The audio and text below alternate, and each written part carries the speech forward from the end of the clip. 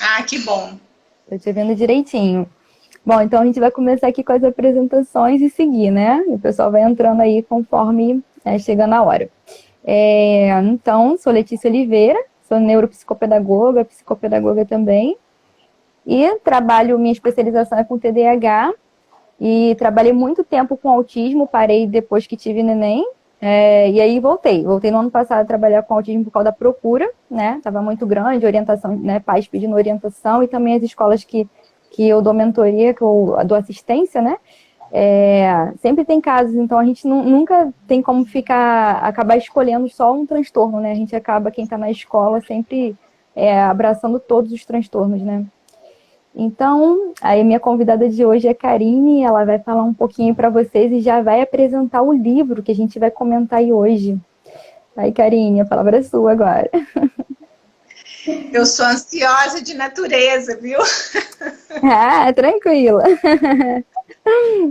Então, boa noite, Letícia. Boa noite a todos que estão nos assistindo. Eu fico muito feliz de ter pessoas assim como você, que são parceiras, né, que realmente estão interessadas nesse assunto, porque é um assunto assim que muitas pessoas ainda têm muitas dúvidas a respeito. E nós estamos buscando também solucionar as nossas, né? A gente está sempre pesquisando, a gente está sempre aprendendo. Eu costumo falar que ninguém sabe tudo, a gente está sempre num constante aprender. Verdade. Meu nome é Karine Teodoro, então para quem quiser me seguir nas redes sociais, meu nome está como Teodoro, depois Karine, no Instagram. E eu tenho uma página também no Facebook que se chama Olhar Psicopedagógico, em que eu posto vários materiais sobre, assim, na área da educação. Maravilha. O que você falou é muito importante, Karine, a questão, né, da informação, que a gente precisa sempre manter informação, porque eu sempre digo, informação é o caminho da transformação, né? Então, quanto mais a gente puder manter esses espaços, né, utilizar as mídias sociais para poder informar as pessoas, né, da forma adequada, porque muita coisa a gente encontra na internet, mas também encontra muitos mitos, muitas informações equivocadas, então, né, profissionais como nós temos essa missão, né, de levar a informação adequada, a verdade para o povo, e principalmente orientar como a população pode auxiliar, né? Que a gente tem essa questão, as pessoas têm a impressão que só a família, né, da criança que tem um transtorno deve saber sobre o transtorno, mas não, é a sociedade, porque, né, quem tem transtorno faz parte dessa sociedade, então precisa ser respeitado e aceito como é, né? E não ao contrário, todos juntos aí se informando e formando, né, para melhorar essa sociedade. Então, Karine, a Karine me apresentou esse livro aí maravilhoso, que eu ainda não terminei de ler, né, mas fui até a metade. Então, como é que você conheceu esse livro maravilhoso aí, Karine? Gosto muito dessas histórias, eu conheço muitos profissionais que têm autismo, tem um até que eu sigo aqui no Instagram, ele é nutricionista. Então, às vezes, né, principalmente as famílias que recebem o laudo recente, né, tem muito medo, muitas preocupações de como será o futuro dos filhos, né? A gente não sabe como será, né? Ninguém sabe. Mas a gente precisa continuar caminhando. E a gente vê muitos casos aí de sucesso, né? De sucesso profissional, nada impede, né, da pessoa conseguir conquistar aquilo que quer. Né? Claro, todo mundo tem limitação. Quem tem transtorno tem um pouquinho mais, mas vai conseguir chegar, sim, tendo os atendimentos certos, fazendo as terapias adequadas, né? Tendo apoio da família, dos amigos. É só sucesso aí na história. Né, Karine? Sim, e o que mais me chamou a atenção nesse e-book, né? Porque agora ele está em formato de e-book. Se você procurar por ele, ele está como e-book. Não acha mais para comprar. Então, o que se acha é somente o e-book. De tão vendido que foi, né? Então, assim, ele foi bem vendido, ele foi bem divulgado, porque, na verdade, ele foi escrito por um adolescente, assim, não estava nem entrando na adolescência, por uma criança, né, de 13 anos. Verdade. Então, assim, a família, a preocupação da família com ele é porque ele não sabia expressar, né, o que ele sentia. Então, esse livro, ele com o título O que me faz pular, quem escreveu ele foi o Naoki Higashida. Ele nasceu em 1992 e foi diagnosticado com tendências autísticas em 1998. Então, quer dizer que demorou 6 anos para eles darem o diagnóstico, né? Naquela Ele época era bem mais difícil. Ele publicou diversos textos de ficção e não ficção. E ganhou prêmios literários. E hoje ele dá palestras sobre o autismo. E ele mantém um blog. Ele mora lá em Kimitsu, no Japão. O autor desse e-book. Maravilha. Eu anotei aqui um trecho que ele menciona ainda no início, Karine, que eu acho bem importante a gente conversar sobre isso aqui. Ele escreveu o seguinte, ainda lá no início, né? Imagine você em um cômodo com 20 rádios ligados, né, sintonizados em estações diferentes, e não há como desligá-lo ou controlar o volume. Né? Porque, assim, quando a gente vê a questão da criança, que logo tapa os ouvidos ou grita, se esquiva, os pais têm a tendência de falar, ai, para com isso, é besteira, é medo, não, você está de bobeira, né? Logo reagem dessa forma, né? Mas quando se trata do transtorno, né? Quando a criança está dentro do autismo, é dor que a criança sente, né? Como foi relatado por ele em detalhes. Imagina a gente, né? Num cômodo fechado, com 20 rádios sintonizados ali, diferente, né? E ainda com volume, sem poder a gente controlar o volume. Imagina a agonia que é. Então é para a gente realmente entender que tem muita diferença. Essa questão do medo infantil, né? Da criança ter medo de alguma coisa, e da criança que tem essa sensibilidade auditiva, o transtorno do processamento sensorial. Né, Karine? Então a gente precisa realmente ressaltar, porque a gente ainda vê, essa semana mesmo, eu recebi de uma mãe dizendo que ele não tem laudo fechado ainda, mas pelo rastreio que foi feito, ele está dentro do espectro, e a professora insiste em realizar atividades com balão, e ele entra um pavor, dá para a gente ver, né, no corpo, a expressão do corpo inteiro que está sentindo dor, um desconforto, e o professor segue ali com aquele balão, porque, é só um desconfortozinho. Não é só um desconfortozinho, não. É um desconforto grande, que causa dor. Então, né, a gente precisa mesmo estar atento, informando cada vez mais e falando, não pode mesmo fazer essas atividades. Não tem como. Daí a importância da psicopedagogia, né? Porque o psicopedagogo, dentro da escola, ele vai estar orientando os professores quanto a esse tipo de atividade, porque são atividades que não chamam a atenção da criança, a criança vai ficar dispersa e a criança não vai ter interesse naquilo ali, vai querer se esconder, vai querer sair da sala. Então, assim, daí vem a dificuldade, né, do professor na sala de aula. Porque ele se vê em situações como essas. Porque às vezes ele planeja, mas não consegue executar com aquela criança que tem aquele transtorno. Ou às vezes até mesmo essa criança ainda nem foi diagnosticada, né? Como, por exemplo, né, que já tenho o quê? Já tenho mais de 10 anos de regência de sala de aula. Então, assim, eu percebo que tem crianças que vêm para mim com alguns transtornos. Mas o que eu posso fazer? Enquanto professora, eu faço o meu planejamento. Aí eu fico esperando a resposta daquela criança. Então, o que o professor faz? Ele vai, conversa com a gestora, conversa com a pedagoga, o que está acontecendo com essa criança. Daí a importância da participação da família. Eu acredito assim, que nunca houve tão grande importância esse envolvimento da família. Porque agora, principalmente, nós estamos vivendo um período atípico, né? Que é o período da pandemia. Então, esse período deixa todo mundo angustiado, principalmente os pais que não conseguem fazer atividade com a criança e não conseguem entender a sua criança. Porque agora os pais estão assistindo isso de perto, né? Como lidar com aquela dificuldade daquela criança ou até mesmo do transtorno.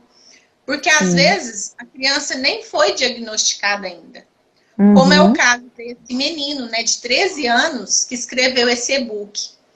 Então, ele sofria internamente. A mãe dele, vendo o sofrimento dele, o que ela fez? Ela buscou meios de ajudar seu filho.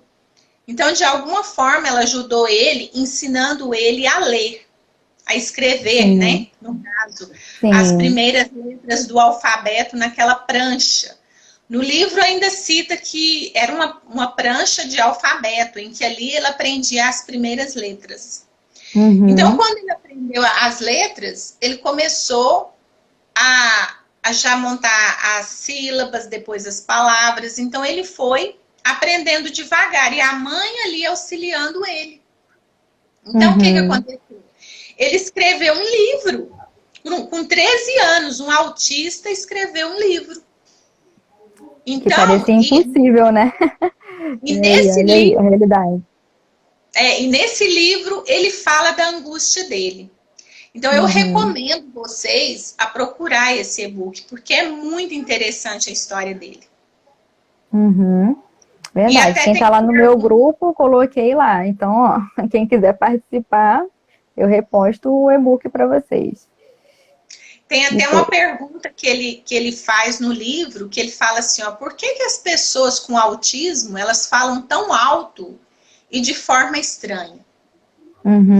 Aí eu vou ler aqui esse trechinho, porque eu achei muito interessante. Olha o que ele escreveu. É verdade. Eu sempre pergunto as mesmas coisas. Isso ele falando. Que dia é hoje? Amanhã tem aula? Sobre assuntos corriqueiros como esses, eu pergunto de novo e de novo. Não faço isso porque não entendo. Na verdade, mesmo quando estou perguntando, eu sei que entendo. A razão disso é que esqueço muito rápido o que acabo de ouvir. Dentro da minha cabeça, não existe grande diferença entre o que me disseram agora e o que ouvi há muito tempo atrás. Então, apesar de compreender as coisas, meu modo de me lembrar delas é muito diferente do que qualquer outra pessoa. Imagino que a memória de alguém normal seja ordenada de forma contínua, como uma fila. A minha seria mais como uma piscina de bolinhas. Sempre tento pegar aquelas bolinhas fazendo perguntas, para chegar às lembranças que elas representam. Existe também outra razão para esse questionamento repetitivo.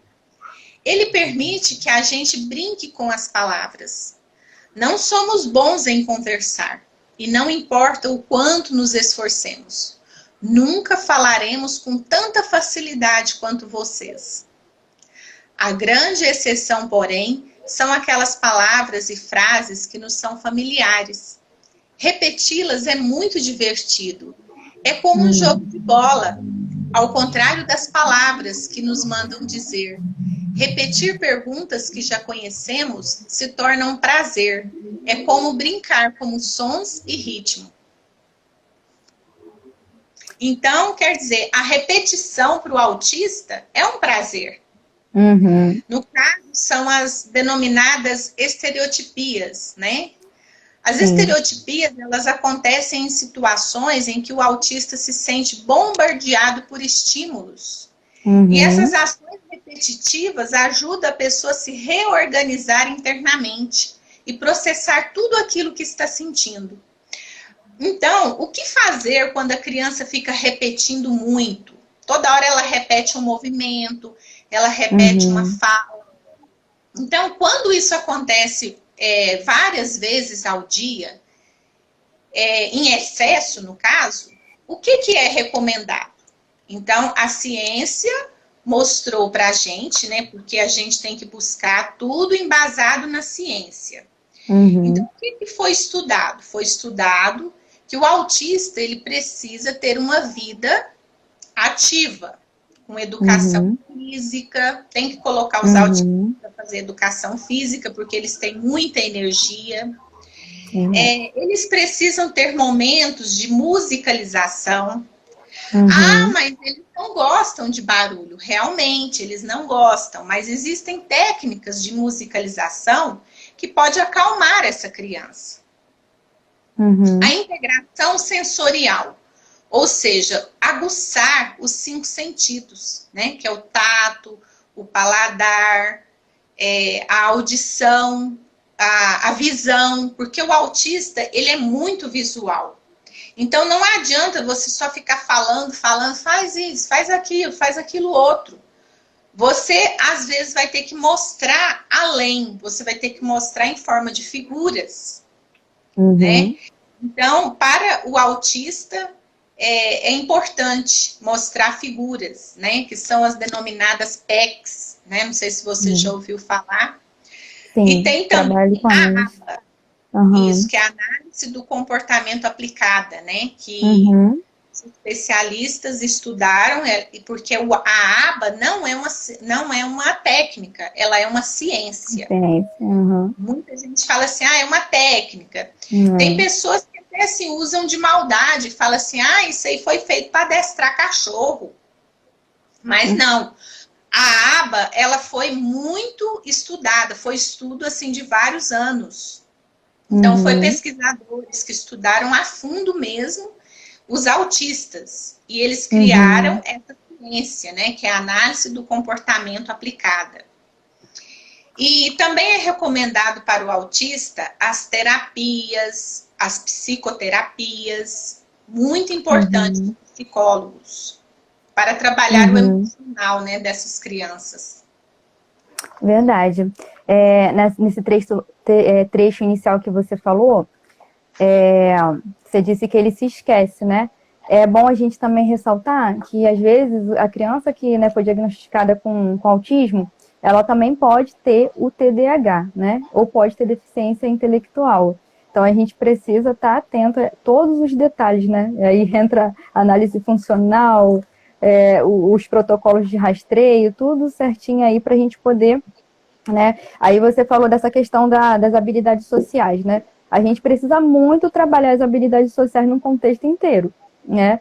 Viu ali que a criança está com uma situação de déficit numa habilidade determinada ali. E então a gente vai na intervenção para que essa criança possa melhorar, igual a questão do barulho, né? A gente pode amenizar em sala de aula, dentro de casa, o barulho, mas e na rua? Como que essa criança vai se comportar quando ouvir um barulho, né? Então entra todo um treinamento, né, dessas habilidades sociais para poder preparar de fato, né, as crianças, os adultos, enfim, para a vida. Porque tem muita coisa que não. Como que ele vai agir perante aquela situação que a gente não tem controle? Um barulho externo, né?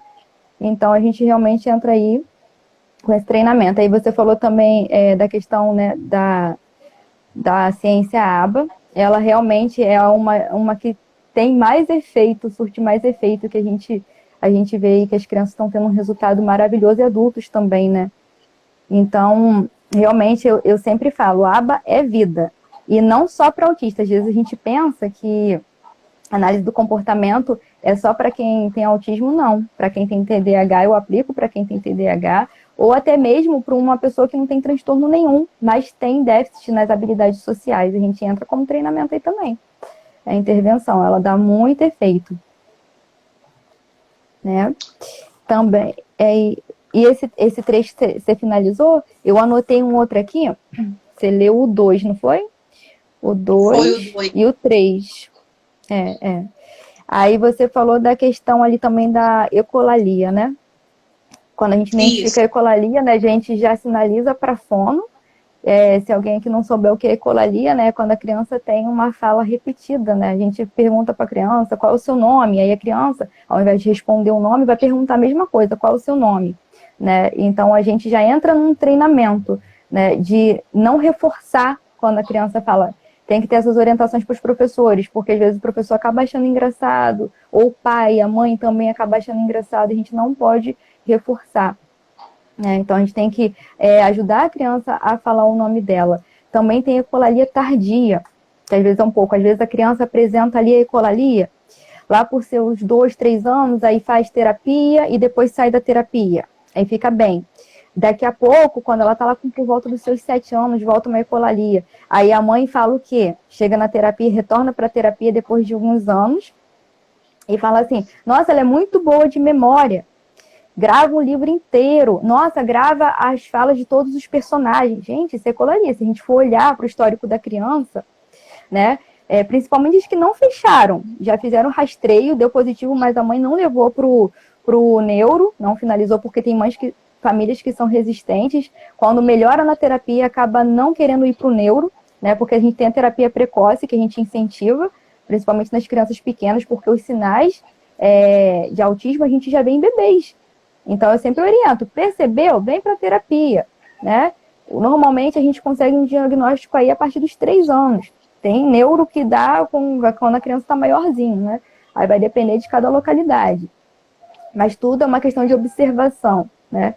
Observação, acompanhamento e informar e realmente cobrar dos pais, porque é necessário, né? Para a criança ter o laudo, ela vai conseguir, né, ter os direitos por lei, né? De muitas coisas, muitos benefícios. Então, gente, vocês estão escrevendo aqui, eu estou até conseguindo ver, mas não estou conseguindo ler. Não é porque eu estou sem óculos, não. Tá muito clarinho aqui para mim. Eu não sei se é o fundo, carinha, aí que é branco. Se eu consigo. Que aí não dá para ver aqui, eu não consigo. Agora que você chegou perto, é o seu fundo, o fundo branco que tem da sua cortina. Agora que eu vi aqui, ó, qual a idade que sabemos que a criança é autista não verbal? Então, a gente, na primeira infância, você vai já perceber, a criança não tá ali respondendo, não tá verbalizando, porque assim, a gente trabalha muito com a pirâmide da comunicação. Aí a gente tem a base, né? O olhar, a gente tem a imitação, a gente tem a atenção compartilhada, né? E às vezes os pais, os terapeutas ficam muito preocupados se a criança não fala. Mas aí a gente pensa na comunicação num todo, tá? Porque o olhar é comunicação, fazer gestos, apontar é comunicação, né? Então a gente vai dando os incentivos aí na terapia para ver se a criança vai vir vocalizar, né? Se ela vai verbalizar alguma coisa. Mas aí, ainda na primeira infância, a gente vai saber ou não se essa criança ela vai conseguir ter esse progresso. Até 6, 7 anos, né? Mas o importante é continuar a terapia. Continuar sempre a terapia. A gente sempre aconselha a fazer audiometria também, né? Para a criança realizar e ter as terapias com a fono. E junto aí a gente vai montando essa equipe multidisciplinar e sempre mantendo contato, porque um trabalho de um profissional vai apoiando o outro, dando suporte, e a gente vai conseguindo melhorar a evolução da criança. Vamos ver aqui outra pergunta. Deixa eu ver se eu consigo ler aqui, Karine. Porque eu vi que teve mais perguntas lá em cima. Podemos ter um diagnóstico de autismo em adultos? Sim, sim. Uma coisa que eu já até falo aqui para vocês, as crianças que eu recebi, a maioria que eu recebi, acaba os pais descobrindo um deles que está dentro do espectro, tá? Porque eu trabalho com educação parental também, então eu estendo o atendimento para os pais, né? Eu dou orientação de aba para os pais aplicarem em casa. E na minha anamnese, sabe, Karine, a anamnese que eu faço aqui é cerca de 15 páginas, é bem cansativa, mas é muito minuciosa. E aí, nesse rastreio, nessa peneira, a gente acaba descobrindo que um pai tem um transtorno, às vezes tem TDAH, e aí a gente vem pai para terapia também, ou a mãe. A genética influencia, né? A genética. A genética. Então descobre sim, muitos adultos acabam. Aí tem essa questão, foi até bom tocar nessa questão do adulto, porque às vezes o adulto, principalmente na questão do autismo leve, é muito equívoco na hora do diagnóstico. Muitos adultos são diagnosticados com ansiedade e com depressão. E aí, o que tem? Se for encontrar um especialista em autismo, por isso que é importante, né? As pessoas estarem sintonizadas aí nos sinais, né? Nos sintomas aí, porque a partir deles, que a antena ali, ó, a gente vai ficar com alerta vermelho. E aí procurar o profissional especializado. Às vezes um profissional não consegue diagnosticar, não porque não seja bom, é porque não é especialista naquele assunto. Então vai pensar, é ansiedade, por quê? da ansiedade. Tem ansiedade também, junto ali, dentro, quem tem TDAH vai ter ansiedade, talvez venha ter depressão. Quem tem autismo vai ter ansiedade, talvez venha ter depressão também. Então, às vezes, se confunde. Então, é necessário. Então, eu falo assim para vocês, né, com a experiência que eu tenho. Quem tem autismo leve sofre mais e o diagnóstico, às vezes, acaba sendo mais demorado, tá, do que quem é moderado e severo, né? Então, acaba essa pessoa, né, criança que chega aí na fase adulta, sofrendo porque não entende, porque que não consegue ter uma boa comunicação, porque que não consegue manter um relacionamento, porque que termina com vários, né, namoros, não consegue casar, chega uma determinada idade ainda não conseguiu se casar, não consegue manter as amizades. Quando a gente vai investigar a fundo, aí é um transtorno. Por isso que eu falo da peneira, é o pente fino que a gente passa. Deixa eu ver aqui, acho que foi uma aluna sua que escreveu aqui, ó. Isso, chega só um pouquinho. Essa blusa já está me ajudando aqui, ó, escurecendo. Infelizmente, a maioria dos pedagogos não tem especialização e, por vezes, interferem e mudam os planejamentos, né? Mudando a bel prazer sem nenhuma base teórica. Aí, mama, bio, né? Perfeito aí, legal que você contribuiu. Amiga minha, obrigada, Rose. Rose, obrigada pela contribuição. Infelizmente, realmente, assim, que eu vejo nas escolas, né? É um empurra-empurra. A escola, às vezes, não quer pagar por um profissional para dar os cursos de formação continuada. Graças a Deus, assim, a maioria das escolas, elas têm. Mas tem escolas que ainda são resistentes, acham que não precisam. Tá? De um psicólogo, uma parceria com um psicopedagogo, com uma fono, para dar as informações, para dar as atualizações, né, no assunto. Então, o que acontece? Aí fica aquele jogo de empurra. Se o gestor, né, não paga um profissional de uma equipe multidisciplinar para dar essa formação continuada, o professor que ganha pouco também vai falar assim, não, mas eu também não vou tirar do meu bolso para poder me formar, para poder, né, fazer mais um curso, porque senão quantos cursos eu vou ter que fazer? E aí a gente precisa encontrar um equilíbrio nesse meio termo, né? Eu particularmente, enquanto estava em sala de aula, eu não me importava de gastar dinheiro para poder melhorar, tá? Para poder fazer uma formação a mais ali e evoluir, né? É claro que tem cursos que são muito... correr atrás. É claro que tem cursos que são muito caros, mas aí a gente vai atrás. Às vezes a gente vai atrás de um amigo que já no caso, né, que já é um profissional formado, e aí vai e pede orientação. Quem é professor, né? Vai lá, pede um help, uma ajuda, com certeza vai ter, né?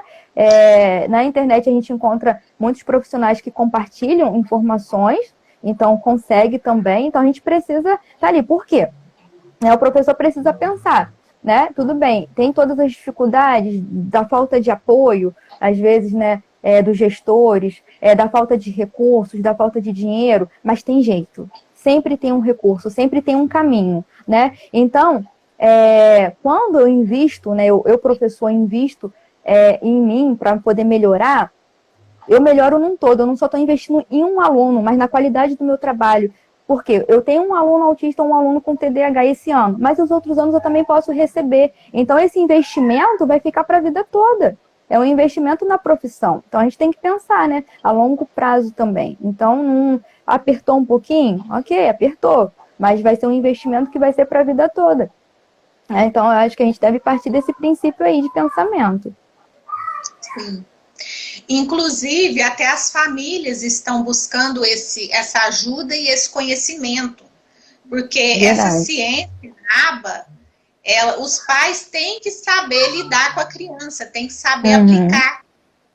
Então, o profissional, ele também é capaz de orientar as famílias para como que vai aplicar, como vai conduzir aquela criança, né, naquele sistema ali, naquele processo, né? Porque é um processo. Então, assim, às vezes os pais ficam ansiosos. Ai, mas meu filho não conseguiu sair da fralda ainda. Não conseguiu falar, não consegue falar mamãe, não consegue falar papai. E já está, vamos supor, com 4 anos, não consegue falar nada. Então, assim, os pais ficam ansiosos, né?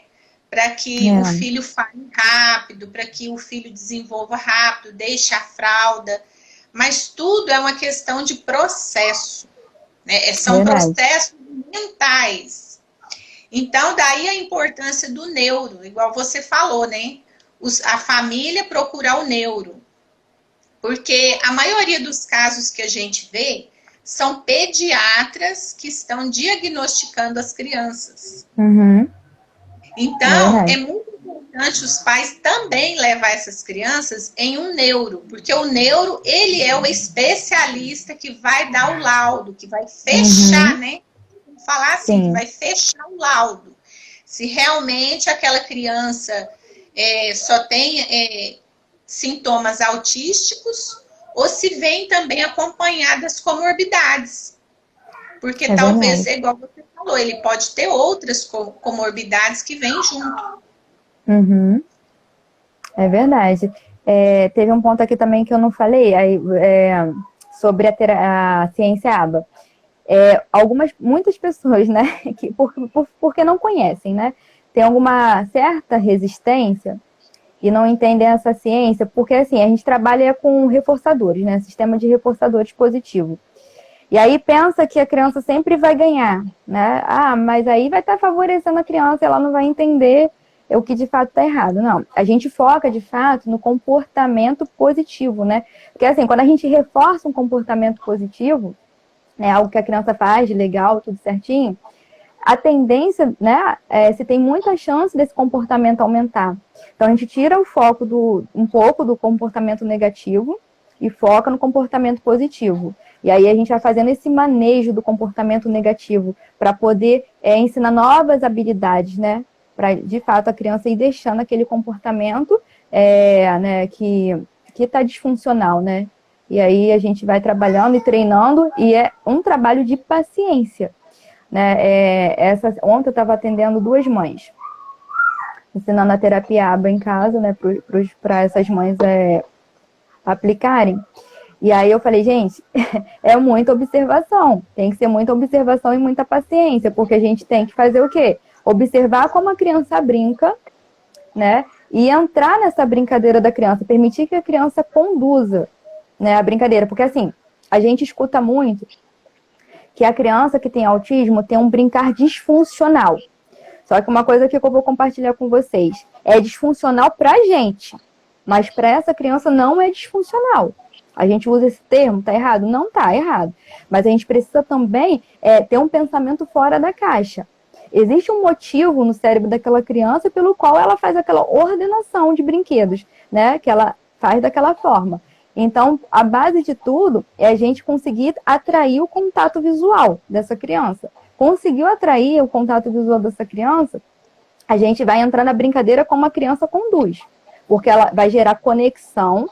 Aí ela vai sentir que tem importância, que alguém está validando o brincar dela, e aos poucos a gente vai flexibilizando esse brincar da criança, né?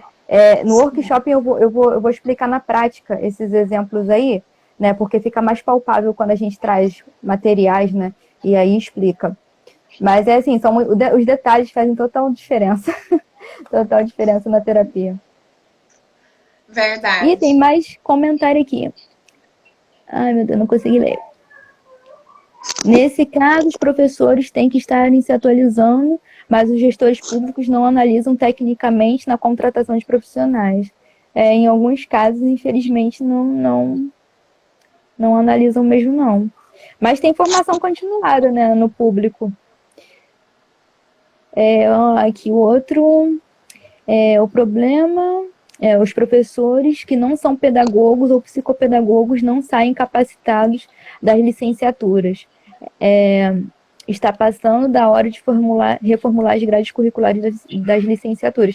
Isso é verdade. Na verdade, gente, uma coisa que eu vou falar para vocês, nem na pós-graduação a gente sai formado. Se a gente quiser mesmo se tornar um especialista, a gente vai correr atrás de curso. Gente, é tanto curso, eu tenho 3 pós-graduações, não vou parar ainda vai ter mais, tá? Tem especialização nesse que eu falei para vocês, né? Na educação parental e em ABA.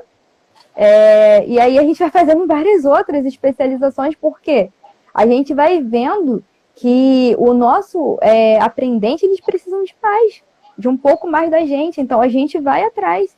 A gente vai atrás, né, Karine? Não tem como parar. Não, não tem como parar. A dislexia pode ser um traço autístico? Não. A dislexia é uma outra situação. Tá? A gente pode dislexia é ligada mais à dificuldade mesmo de aprendizagem, né? Não chega a ser um transtorno. A gente pode até trazer esse assunto aqui para vocês conhecerem os tipos de dislexia, porque como é um assunto tão grande, é necessário uma live só para dislexia, tá? Por isso a gente não vai entrar aqui, mas foi o que a Karine falou, não é transtorno, tá? Vamos ver aqui. Letícia, das comorbidades. Sim. Eu falei, né? Mas eu não detalhei. Eu anotei aqui, porque assim, na lei, né? Na Lei de Diretrizes e Bases da Educação, então, o que eles incluíram aqui? Eles incluíram nas comorbidades autística, que vem junto, né? Quer dizer, comorbidade quer dizer que vem junto. Então, eles incluíram o TDAH, o transtorno de ansiedade, que você falou, o TOC, que é o transtorno obsessivo-compulsivo, o déficit intelectual, o déficit de linguagem, que vem a apraxia, né, e outros, as doenças genéticas, os transtornos gastrointestinais, por isso a dificuldade, né, do desfraude, os distúrbios neurológicos, porque muitas vezes essas crianças têm epilepsia, distúrbio do sono e comprometimento motor. Então, por exemplo, uma criança que não dorme. Então, uma criança que não dorme, a família também não dorme.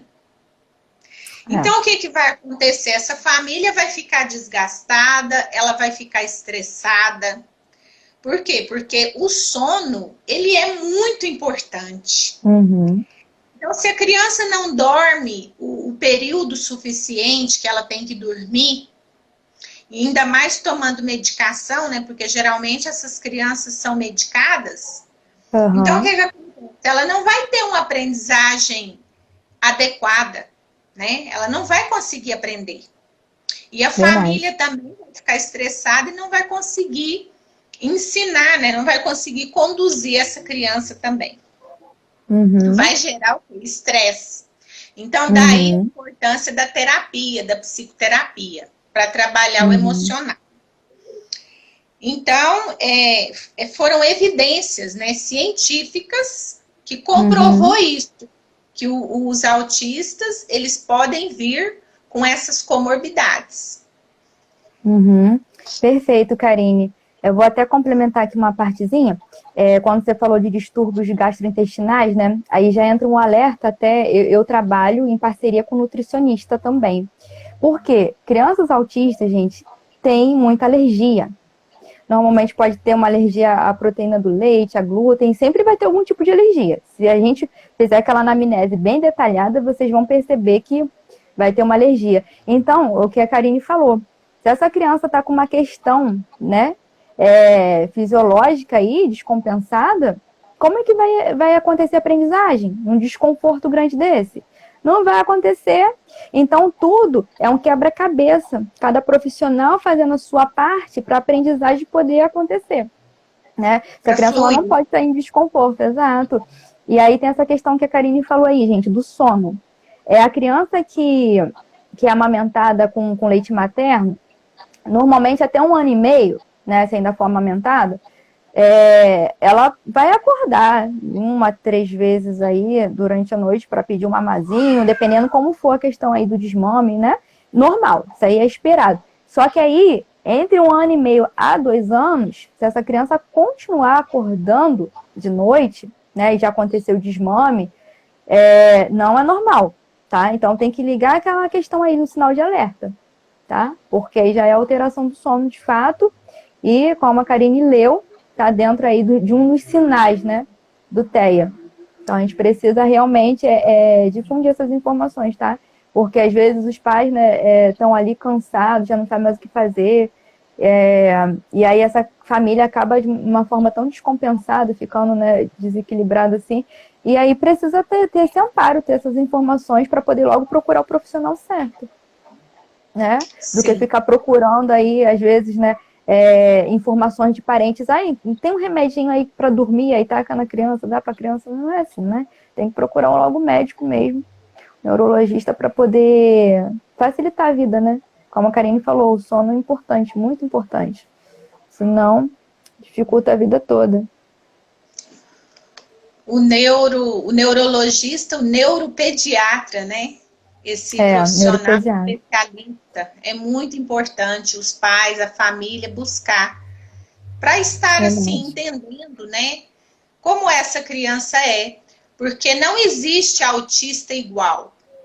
Cada Não. autista é diferente.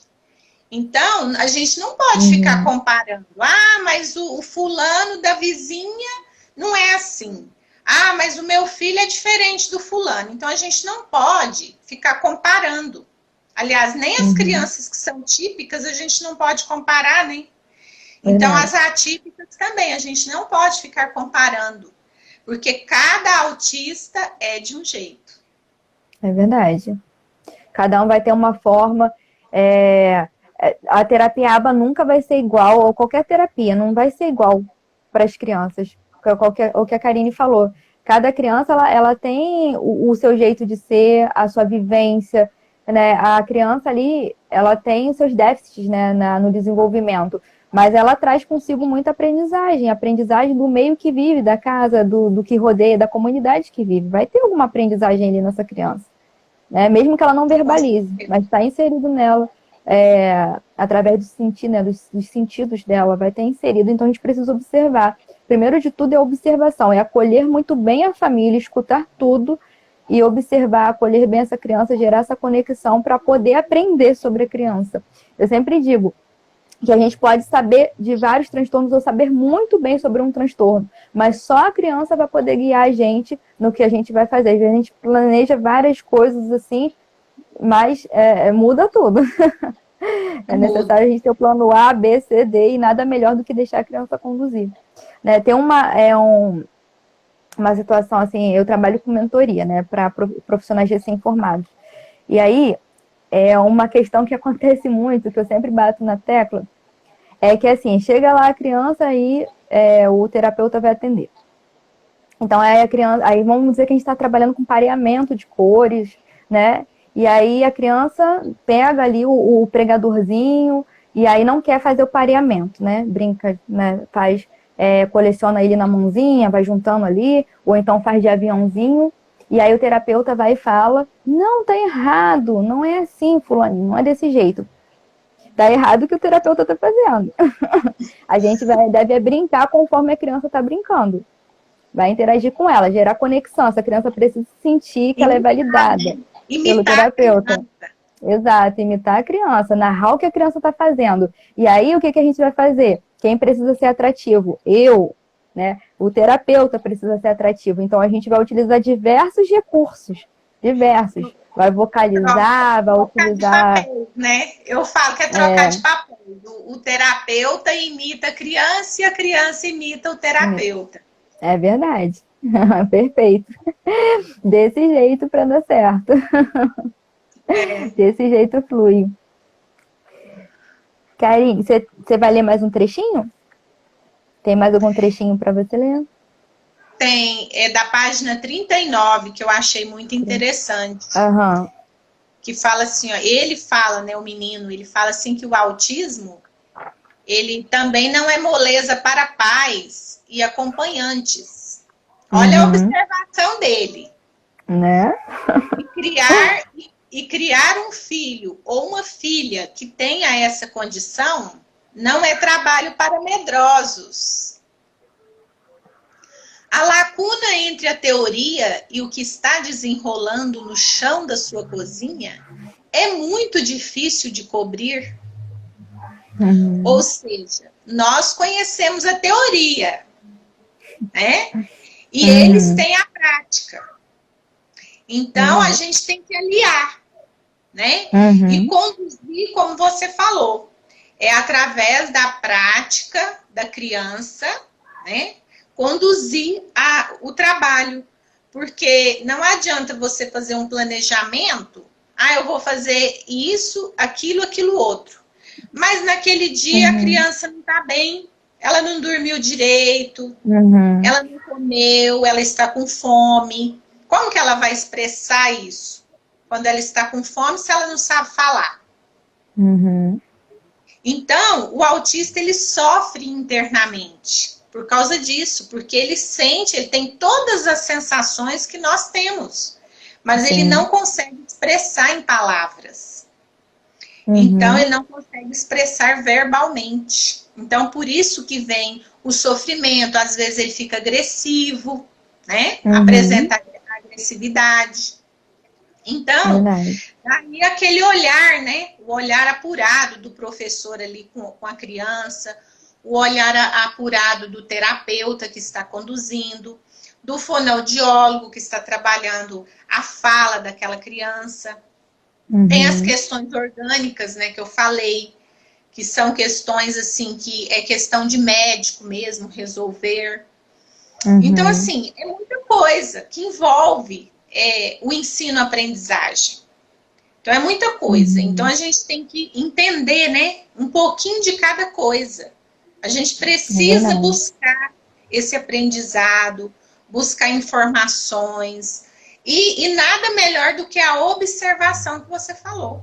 Observar essa criança. Então, agora, no online, né, tudo remoto, os pais, eu acredito que estão mais angustiados ainda, porque quando manda a criança para a escola, geralmente a escola resolve os problemas, né?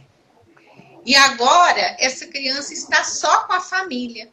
Então, como tem os profissionais que estão sendo pagos para isso, para conduzir a sua criança. Então, vai atrás, mãe, vai atrás, pai, do seu direito. Porque é um direito por lei.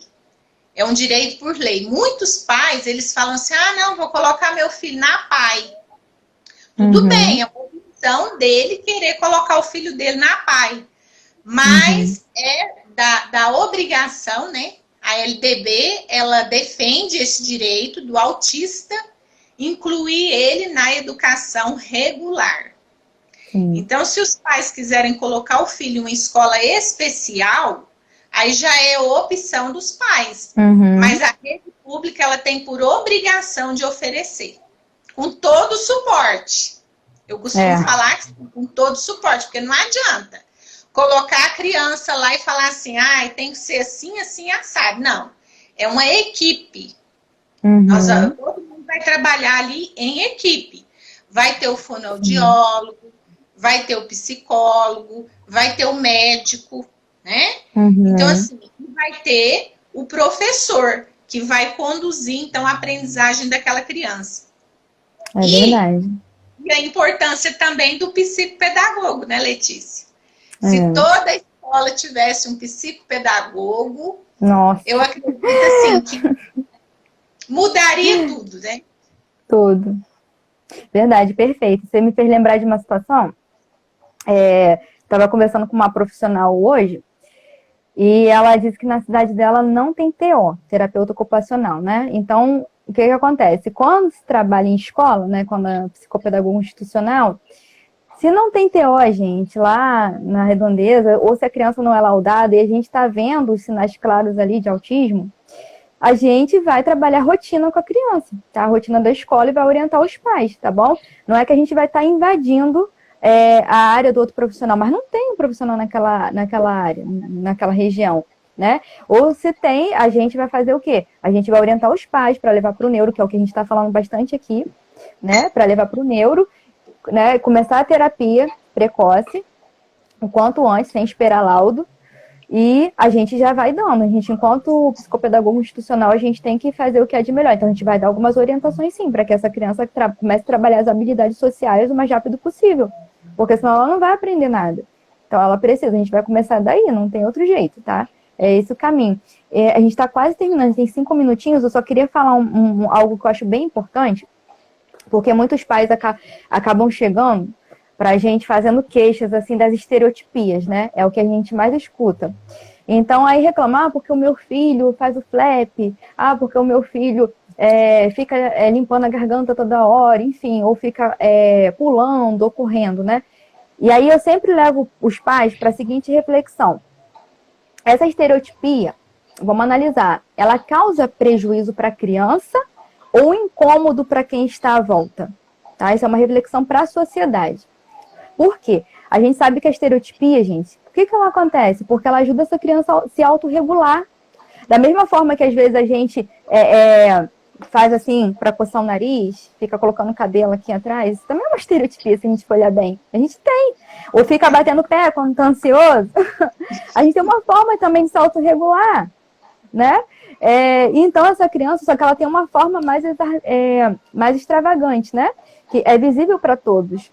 Então, se for porque as pessoas em volta estão incomodadas e essa estereotipia está regulando, principalmente aquela da criança se movimentar para frente e para trás, ela não tem prejuízo para a criança, né? A gente pode até trabalhar para reforçar um outro tipo, né, de comportamento, mas, assim, de fato, por que tirá-la? A gente precisa também analisar essa parte, olhar o que faz bem para a criança, tá? O que ajuda essa criança.